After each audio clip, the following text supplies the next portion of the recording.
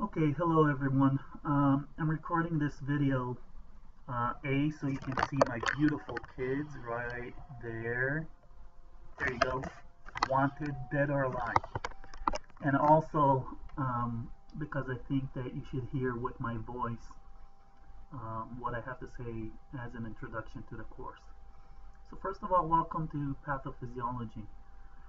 Um, I think that the first thing that comes to mind, and especially from experience, is that students freak out first, and then it takes them a bit of time to relax.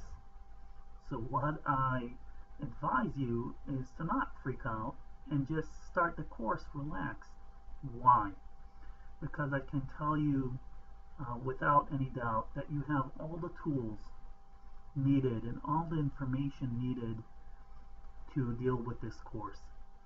I think that students see the course as more of tons of information instead of doing two interesting processes that will actually make it easier for you to succeed in the course and also obtain and retain the information. A is to dumb it down. At the end of the day, if you end the course, you'll see that the same mechanisms, the same principles, about 5 of them, repeat themselves. Two major or 3 major processes, especially the idea of inflammation, the idea of changes to blood flow and blood delivery, and changes to oxygen. Listen, seriously, every presentation, everything I tell you, everything written will at some point come down to those 3 things. So if you narrow it down, you'll understand that there's not many mechanisms that influence the disease or the outcome, but there are many causes that lead to those same mechanisms. And so I want you to simplify the body. Don't say, "Oh, it's so complicated, it's impossible." No. That's not how it goes, and you don't have my permission to do that, and there's no need to do that. Second of all, I know that some of you are intimidated by me being your instructors. Yeah, I don't agree with that either. You guys don't know me, and you're prejudging me. Stop it. I actually like making things simpler, okay? I like dumbing it down, so to speak, not because I think you're dummies, because I think it's easy to understand. All you need to do is recognize those simple principles of function, understand them, okay, what we call mechanisms, identify them in every disease, and you'll get it. And then you'll say, you know what, I can't believe that I was so worked up about pathophysiology. So if you are, please just breathe and relax, and you'll be fine. Of course, you have to go over the presentations. You are advised to read the book, and you are very much advised to see the videos. In the videos, I don't go over every slide, but I do try and simplify things.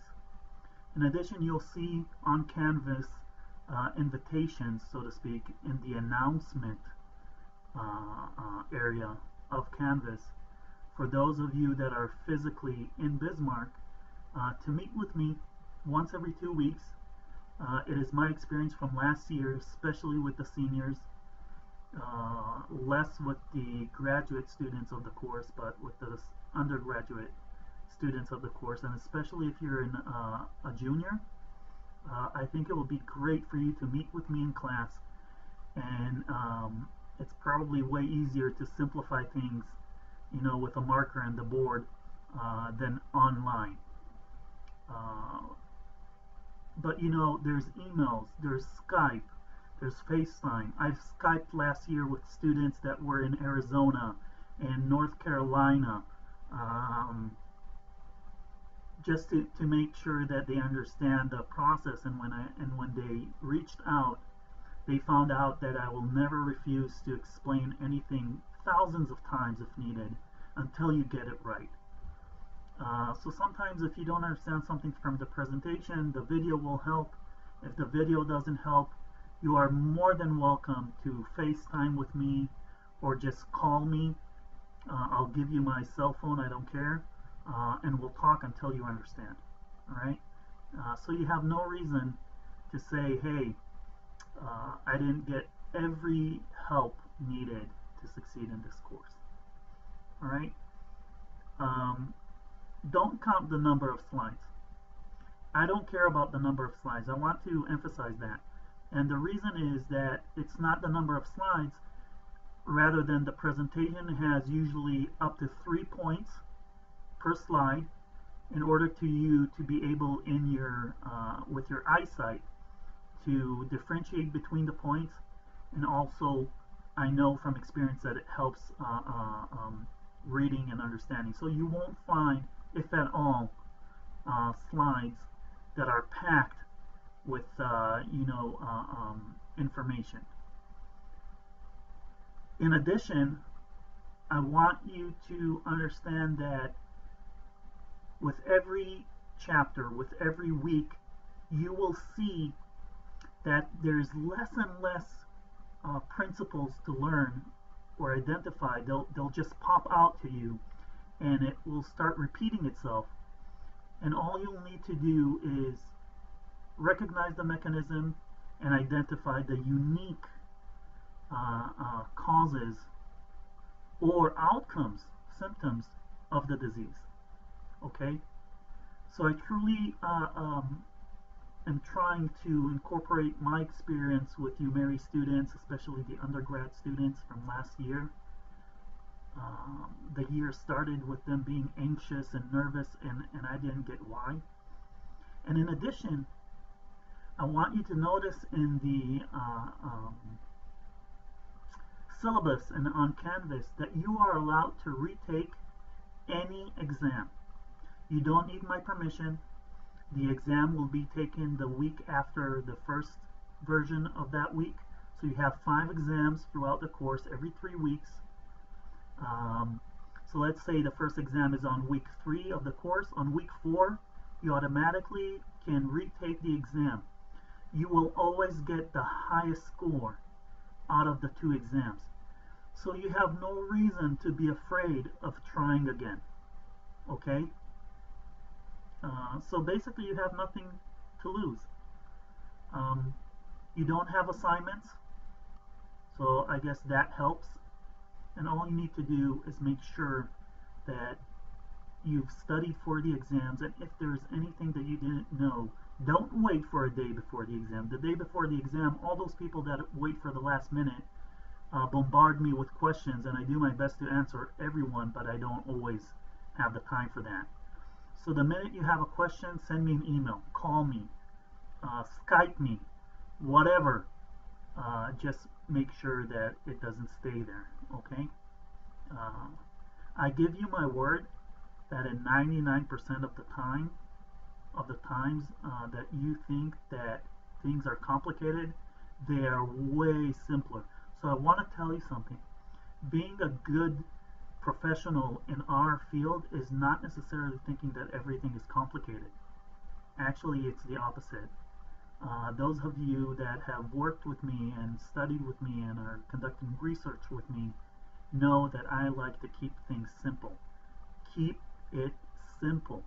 Think simple. When you lose track of things, don't think it's so complicated it's impossible. Close your eyes. Refresh your memory. Go to the basic principles that I will teach you and that you have learned, and you'll find the answer there. Okay?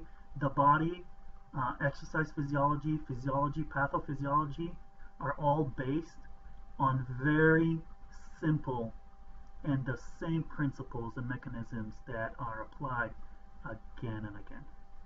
The only thing that we're going to emphasize, basically, if you think about it, is what happens when those principles or those mechanisms are breached or damaged, and what are the consequences. Okay, I hope this video helps. If you have any questions, I urge you, I beg you, come into my office, set an appointment with me, call me, whatever. I've said this already several times because I mean it, and we'll take care of the problem. Okay, don't keep it inside. It doesn't work. And if you happen to come with a cup of coffee, bless you. All right, have a good day, and you already have the first presentation for this week. Start going over it. Don't be alarmed about its length. It's like an intro, and 99% of what's in there you should have already studied, in my opinion and to the best of my knowledge. Okay? And if not, we'll deal with it. All right, have a good day.